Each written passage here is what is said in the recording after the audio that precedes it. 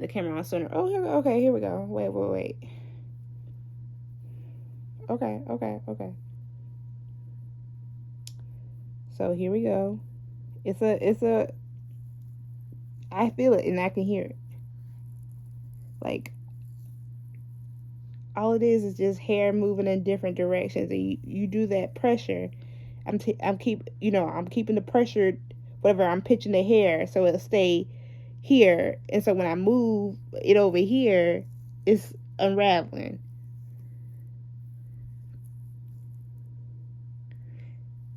And if it gets bunched up at the end, you take the very end of it and try to move it down. You know what I'm saying?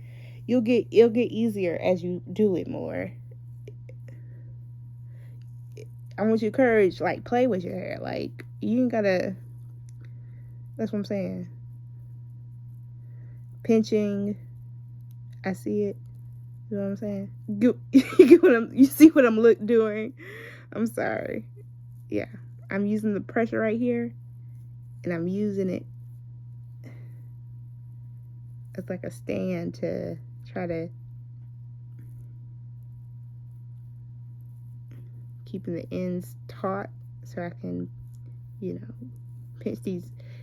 If I'm getting some of these hairs out of the way, it's getting some of that tangle out, and it's separating like where it's, matted at. I know I'm looking crazy at this angle. Don't worry, I can do another video. And I say do this before you wash your hair, because it's like putting water on matted hair.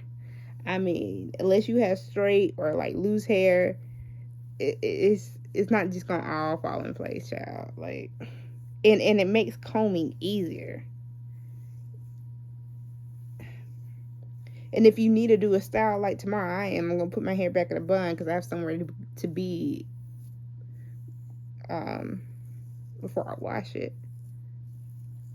It makes the style more malleable because now your hair's not matted, and that bun gonna be looking nice too. See, okay, keeping it taut. Pinch up again, like without even thinking about it, because trying to explain it, because I'm so used to doing it, you'll get the hang of it. But you